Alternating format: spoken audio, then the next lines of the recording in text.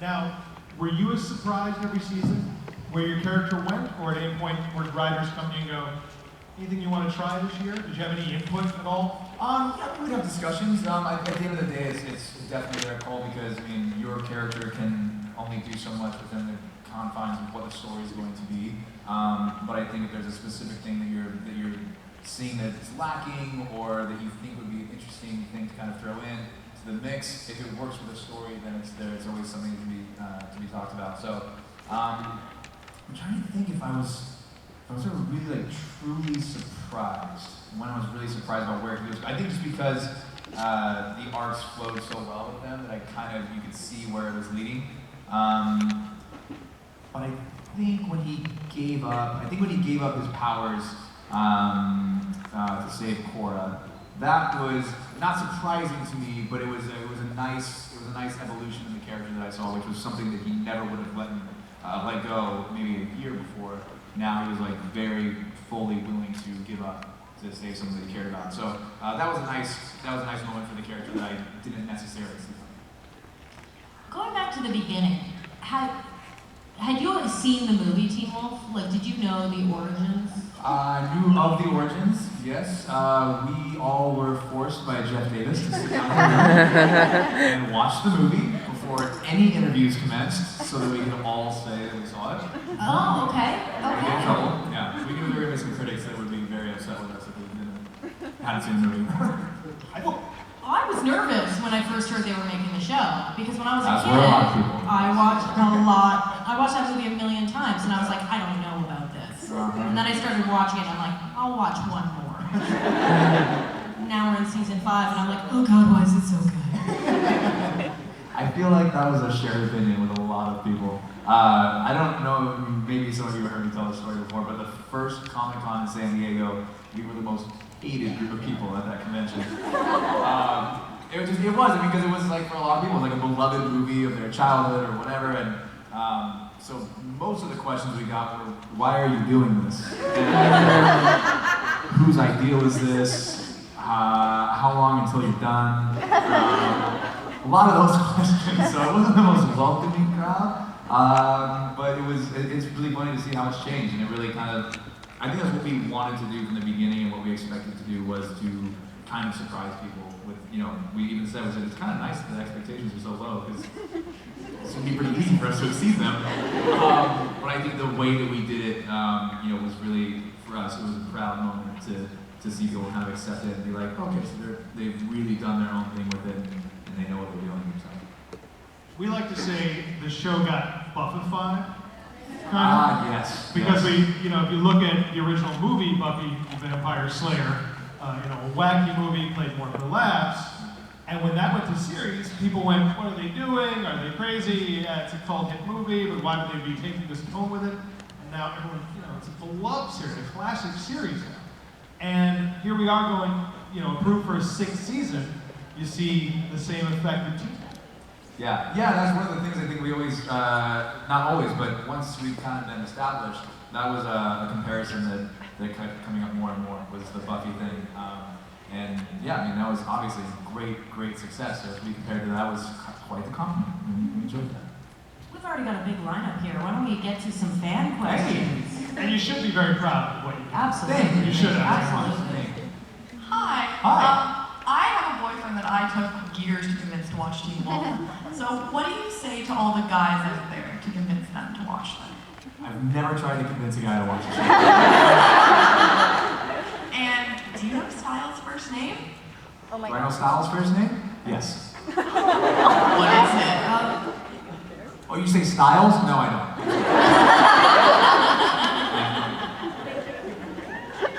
Maybe it's Tyler. There's so many Tylers on that show. Yeah. I know. We're going to run, all the creativity, we're going to run out at the very end and be like, just Tyler. It's funny. Hi, Tyler. Hi, man. I'm one of the guys who watch the show. Say hi to convince him, I don't need him to watch. It does get better and better. So. There we go. And hopefully you'll get to enjoy more of Toronto, stay there longer. I would love to. Great city. I was just wondering, how much of the stunts do you get to do, and do you enjoy doing them, if you're allowed? So the first season, I had to try to talk my way into stunts every day. And usually what they would do is say, okay, so go to this point, and then right before the stunt, just stop. We'll cut, we'll put the stunt guy in, we'll do another take, we'll do it with him, and then we'll insert you at the end of it. And so I'd say, okay. And we'd go, they'd say action, I'd go right up to right before the stunt, and instead of stopping, I would just do the stunt anyway. And they would be like, we told you to stop before the stunt. I was like, I know, I just want you to know that I can do it. And so I kept doing that for a while. So maybe, I want to say about halfway through season 2, they finally said, like, if you're gonna just keep doing it, we might as well film it. And so about halfway through season 2, I think, by the end of it, I mean, the finale fight, I did all my stunts in the second season. I think from that point on, I did probably about roughly like 95 to 99% of all my stunts for the rest of it. I love it. I did gymnastics as a kid. I grew up playing sports, so to sit and watch other people do fun, active stuff all day was torture. I couldn't stand it. So I like to be in there and hopefully one day follow Mr. Cruz in his footsteps and do all my own stunts. It's a fun part of the job. So. But there are stunts that our stunt guys do that are amazing, and I do let them take the painful things. I'm not going to take credit for that because their backs hurt much more than mine. It'd be wrong to take credit. Let's let them to do all the dangerous face work. Okay? Yes, yeah, I know. Seriously, yeah. Nothing there, no being thrown back into a pillar. Like, no, that's just not fun. So what's more intimidating, doing all the stunt work and acting as a werewolf, or working with Tom Hanks? Depends on how old you are. When you're 13, you don't really get it. Now it would be terrifying. Other than the fact that he's the nicest guy in the world, makes everybody feel at home. But yeah, that's one of those experiences I say of all the things in my life. If I could go back and redo an entire experience, I'd probably do that now, just because being oh my god more than twice the age I was then. Yeah. Wow, that's a reality check. I think there's a lot of things that I would have taken in differently and really kind of understood differently. A lot of lessons from just watching him and Newman and Jude Law and Daniel Craig and working with Sam Mendes, phenomenal director. Definitely things that I didn't pick up on at 13 that you're just kind of like, oh, that's cool. Now it's a little more introspective. So yeah, I think the makeup and the stunts actually. But is it now, I mean, looking back, in a way, isn't it good that you were kind of too young? Because look at that cast, right? That is an insane cast. And I think if that was your first movie as an adult, like, there would probably be crying, Yes, there was crying. There was lots of crying. It's definitely, I think as you get older, you become more aware. In a funny way, you have a false confidence as a kid. And I remember we were doing one of our table reads and I hadn't met Paul Newman yet, and I saw him standing over there. I was like, oh, he's playing my grandpa. I should go say hi. So I just ran over. I was like, hi, Mr. Newman. My name's Tyler. I'm playing your grandson. And he's like, hey. He's like going. My mom's like freaking out. So yeah, the awareness was not there yet, which was worked. It was bliss. It really was. It helped us tremendously. Hi, Tyler. Hello. Another guy that watches your show. Yeah, we got two. These were the first 2 questions. I'd appreciate it if every guy would point out that he's a guy before he We're keeping a tally now. That's right. I was just curious. I wanted to know what got you into acting and also who your inspirations are in terms of actors. As cheesy as it sounds, fate got me into acting. By all means, I should not be here. I was about 8 years old. My mom had told me that I'd done commercials as a baby, but I was a mama's boy, so they stopped because I'd always cry when they put me on camera. And so I hadn't done that forever. And I was about 8, and I talked to her about this and thought, like, oh, it'd be fun to do some commercials and get money for video games. Because all you want to do when you're 8 years old. I was playing baseball basically every day, as I did through college. And then we got a random letter in the mail that said, come try out for this acting school. There's a thing at the convention center down the street. And we thought, oh, we should go. And then found out we had a baseball game. So thought, guess we're not going to go. And we went to drive to the desert. I've never had a game get rained out there. Never did since that day. The one time we got a phone call from my coach that said, it's pouring rain, go home, we're not playing. And so we decided there's nothing else to do today. Let's go to that audition thing for the acting school. And we did it. And got in. 6 months later, got an agent, and just kind of kept going. And 4 years later, Perdition happened, and that was kind of like oh, yeah, I can do this for a while. This is fun. I like this. So yeah, freak accent, which is why I feel so bad when people ask me like, do you have any advice on how to break in? I'm like, absolutely not. Check your mail. That's the best I can do. Check your mailbox. Maybe there's something going on. I have no clue. So that's really what got me into it. I mean, once I started, classes and really started to learn about it, I did, really develop a love for it. I really enjoy what I do, and now the challenges of being, an adult actor are obviously much different than as a child actor. So I appreciate the research and the study and the observing people and all that kind of stuff, and just being able to tie in your experience into the human experience and being able to relate that through characters. That's very fun for me. I really enjoy that. I mean, my heroes and idols in acting are Robert Downey Jr., Johnny Depp, Tom Hanks, Christian Bale, George Clooney. The list goes on and on. All phenomenal actors and great at what they do. Brad Pitt. There's too many to name. I'll stop there. But yeah, just people that do great work and that really commit to their characters and their craft. And yeah. Is there any kind of character you won't play? Is there anything where you go, oh, I could never do that? Oh, I don't know. I feel like it's slightly judgmental to say if you do that. Yeah, because there's certain characters that I've heard people say like, oh, how could you play that person? I'm like, I don't know. They're a human being. They're just like they're flawed, just like anybody else. So I don't know where the line is. I don't know. I feel like maybe there would be a role where I'd look at it and be like, I do this. I will read a script and see a character that they've said, we think you should go in for this, and I'll read it and say, I know who should play this, and it's not me. I have friends who are more right for this. I have people I've worked with who are more right for this. This is a great part, but it's not meant for me. So I'm not going to do it, only because I feel like that is true. I feel like in LA, if anybody wants to be an actor, if anybody has that dream, be persistent, because I promise you, you will not get a job that you are not meant to get. There are too many people making that decision. It has nothing to do with how talented you are or not. If you do a great job, you do a great job, and everyone will recognize that. It doesn't mean you're going to get the job. So the person who's meant for that role will get that role.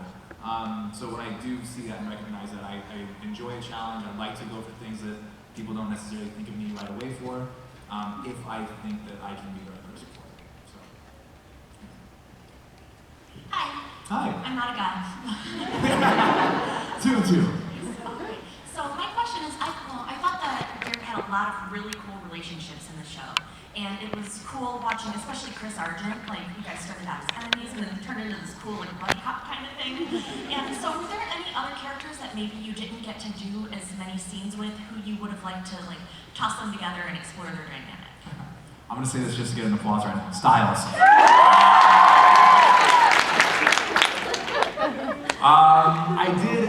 I did miss the Derek Scott Styles relationship in the later seasons of the show, not being able to work and spend as much time with those guys. But I mean, everybody on the set was so much fun and so great to work with that I really, Lydia. Okay, so Lydia, Holland is like the only person on that show. Posey I knew a little bit, but Holland was the only person on the show I was actually friends with before we did the show together. And I think I worked with her like 3 days in the entire 5 years that we did the show. So it was crazy. But yeah, there was so many great actors and actresses, and I wish I had more time with Crystal, and I wish I had more time with Ian, and I'm saying their first names, with Peter and with Allison. God, who else? Lyndon. Jackson, with Stilinski. Yeah, I mean, there's so many. There's such a great group of people, and unfortunately, there's not time to spend that much time with all of them. But yeah, I definitely very much enjoyed the Arjun relationship as well. I really liked where that went. Thank you. It seems like the whole cast had a great rapport and that you really loved the show. How hard was it to make the decision to pull back? From a personal standpoint, very tough, because they're some of my greatest friends. But that being said, because they're my greatest friends, I still see them a lot, which is nice. But I think for me it was more, I was turning 27 at the time, not married, I don't have kids, and it just kind of felt like one of those times in life where I needed to take a risk doing something, and it just felt like the right time. I was looking at the character and where the arc had gone, and everything just kind of seemed to fall into place as far as, not saying it was great to leave at all. But just it seemed with where the character was, I was comfortable with what that had been. So yeah, and that doesn't mean that it's the end of Sterek. It just means he's on hiatus. And we'll see what happens. But I mean, it was tough to say goodbye to those guys. It really was a close-knit group and really like a family. So. Hi, Tyler. Hello. Out of all the characters on Teen Wolf, who do you think has suffered the most? Great question. Wow. Before season 4, I would have said me, Sterek. But now, oh God, I mean Argent, right? Like it has to be Argent. That's just the worst. Yeah, I'm gonna have to go with Argent. I mean, throughout like what's actually happened on the show, I think Argent's the hands down favorite. But there's, I mean, really every character has their losses in the show, which is I think something that a lot of people identify with, and it's nice that it's spread throughout the cast and throughout the characters. I really enjoyed that about the show. Who suffered the most on Seventh Heaven? In which episode? I don't. Oh my God. It's one of those moments when like someone asks you a question about this, like even sometimes you guys will ask me a question about the show, and I will not kidding, I will draw a blank and be like, when was it? What season? Because for you guys, you see the episode, and it's just the 45 minutes, and for us, it's 7 16-hour days. We shot that episode over, and so you get lost. Seventh Heaven, I'm trying to remember who suffered. Actually, no. At the end, I got screwed. I was the only person like not invited on the party wagon at the end of the show. If no one watched the end of the show, don't worry, it's fine. Everyone left in the cast. Everyone on the show. All decided we're gonna get into a mobile home, and we're just gonna ride off into the sunset and take this vacation, right? And I was reading the script, and I was like, okay, that's cool. I was like, wait, hang on, I was still at the school. And I never went home. Why? What? They left me. Everyone in that city just got on the bus and left. And he was like, yeah, he's fine. He'll figure it out. So somewhere you're back there in that high school walking those halls going, you guys? He's still wandering this abandoned town. Like there's no one left. He's just walking like house to house. It's the Will Forte show. It's just him like shooting down windows and taking all this stuff. It's like, this town is mine. I don't know what else to do. It's outrageous. Hi, so thank you so much for coming out to Toronto. Of course, thanks for having me. So I'm gonna ask a very generic question, but if you could be any other supernatural creature, which would you be and why? Any of them that are on Game of Thrones. Any of them that are on Game of Thrones. Yeah. Because I'm not English, so I'm never getting hired on that show. It's very upsetting. But anything on there would be good. Yeah. White Walker? Yes, actually, White Walker. I volunteered this. I have volunteered this many times. I'm like, I don't even have to speak. They'll never know. They will never know. Be completely whited out with the blue eyes and the long, crazy wig on me. They'll never see my face. Just let me walk up behind somebody and just like, once. And then you can kill me. And that's it. I just want a reason to be on set for one day. You've got that awesome eyebrow line and the tan. You should be Dothraki. Dothraki. Yeah. So now you gotta be Dothraki. I would have loved to have done that. That would have been great. Yeah. What happened? Be an extra. I've tried.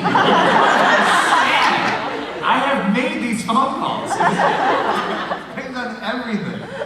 So somewhere out there, there's a casting agent. It's like, Tyler Eklund keeps sending us these shirtless photos. It's in the background submissions. I don't understand what's happening. Speaking of the supernatural, though, I mean, on Teen Wolf, we're not just wolves. We're so far past wolves, right? Were there ever days reading the script where you're like, I just need to make a flow chart of who does what and what powers? Fourth season, I lost complete track of everything. I was like, wait a minute. I was like, I'm still playing Sterek, right? Okay, that's good. That's first of all. It was funny. I know when we started, they made the promise, never vampires. We were never doing vampires. That was never going to happen. And then season 2, the Kenema came in, and I was like, okay, this is kind of cool. And because I remember them talking about the idea of incorporating different cultures' ideas of shapeshifters and werewolves and things like that. So it was cool to see the way they introduced the Kenema and some of the other things we've had on the show. It's been interesting. I appreciate the creativity and what they've done with that. Season 6 is gonna have lawn gnomes. Yes, we are. Yes, we are. Like you've never seen them. Never. Hi, Tyler. Hello. So I'm just wondering, when the show was first announced, I started following all of you guys on Twitter, and then as soon as the show aired, I noticed your following went up dramatically increased. So I was just wondering, when did you realize that this show was kind of a really big deal? Like, what made you realize, oh wow, this is a really big show? When my phone died after 15 minutes, because I didn't turn the notifications on. No, it's actually really funny. We really did. So we were all watching for the first couple seasons. We would all kind of just get together on Mondays because we were just such a great group of friends, and we would hang out.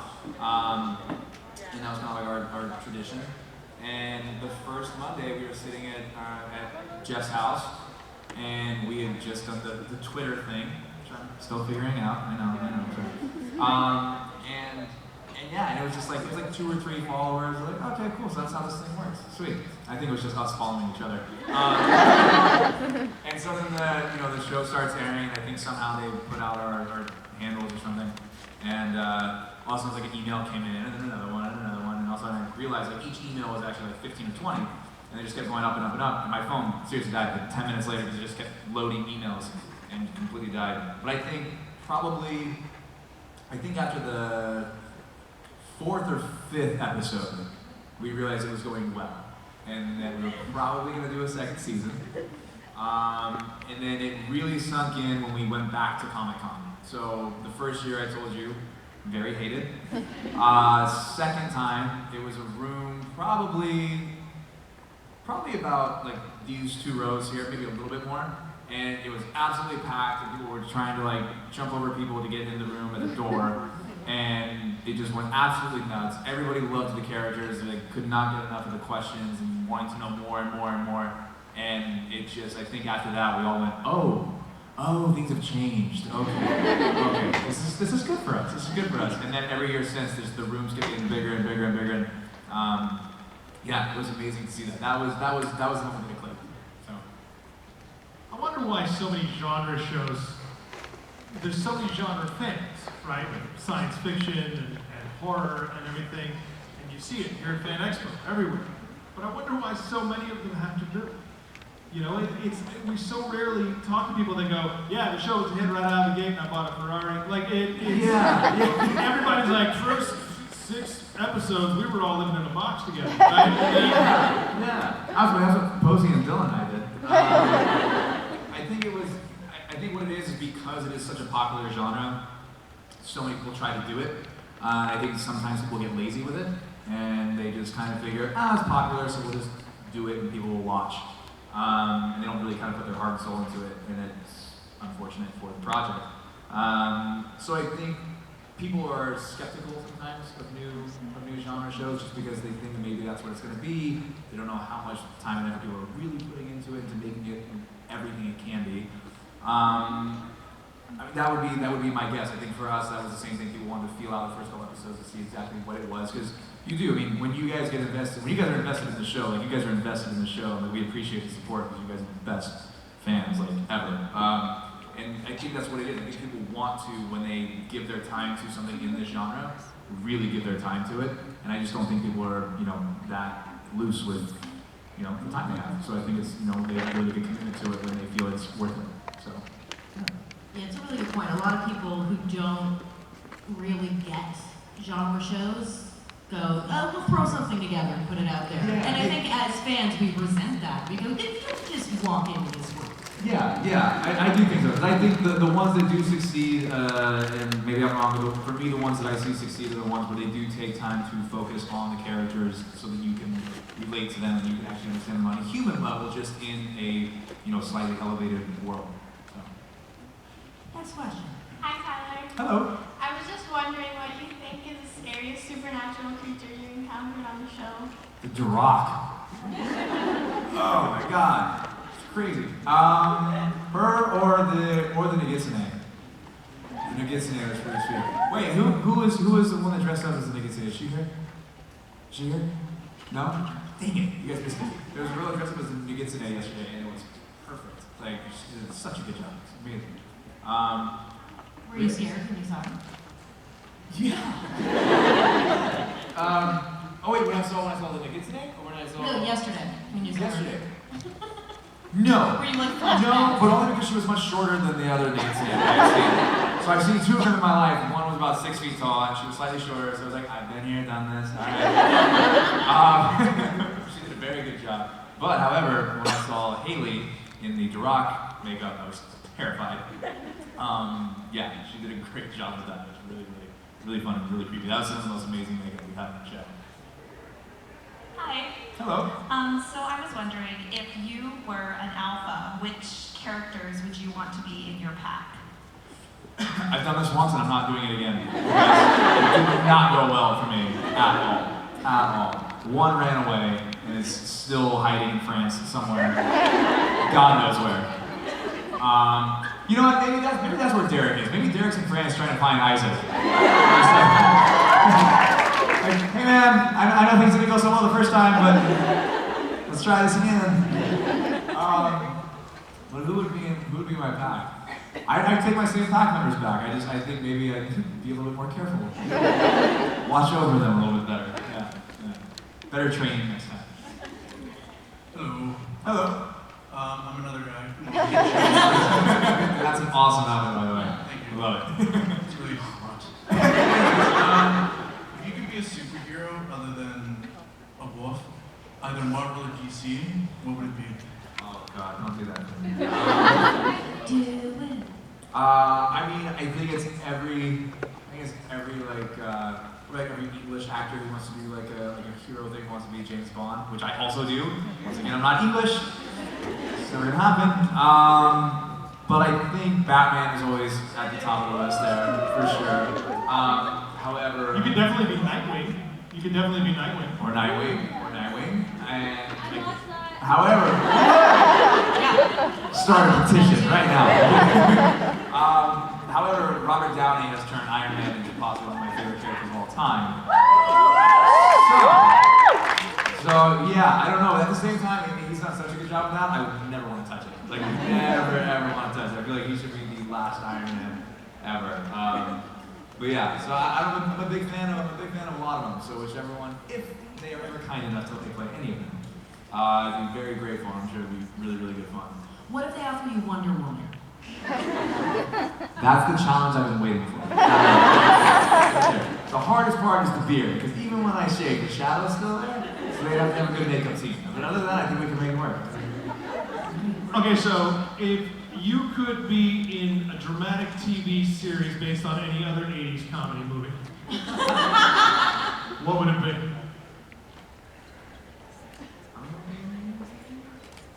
Like, We're older than him. He doesn't remember. I was just gonna say, I'm reaching right now. I think I remember. How about The Breakfast Club? Okay, that's a drama story. Yeah. We had this story set in college. I don't know if I can get away with high school anymore. You could be the principal. Oh, I went from like barely on the border of high school, like principal. Like, my life, like I just missed like 30-year stretch. It's just completely gone. You can stop shaving. Okay. I can stop shaving. If you're not the principal, you're one of the kids in the Breakfast Club. Who do you want to play? We have a vote for Jen Nelson. But you're kind of thinking of Elio, aren't you? I mean, I don't know. Cause I feel like one is like there's a little Derek like. The jock thing is a little close to home for me. I don't know. So Anthony, A new character. Oh yeah. New characters. I think the Breakfast Club inspired. Same thing. Inspired by, which is a little different. Alright. I say Back to the Future. Oh, I mean. I say with you in a DeLorean every week, traveling through time, trying to, I don't know, get your parents to make up. I can.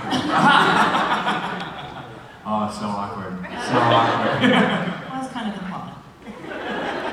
Hi, Tyler. Hi. So Derek on the Jennifer Yeah, he because is. of that. A lot of people who are fans of the show, like myself, who are abuse victims and survivors, really attach themselves to that character as a role model. And I was wondering if you were aware of that, and if so, did it affect how you played the character at all? I mean, honestly, this is the most aware of it that I've been as someone like just honestly like straight out like flat out said it that way. So I mean, I appreciate it. I'm very glad that you identified with the character. That's to me that's something as an actor that I don't go into it with that in mind of how someone else necessarily is going to see it. I think that's kind of unfair to the character because I feel like I have to pay attention to specifically this case.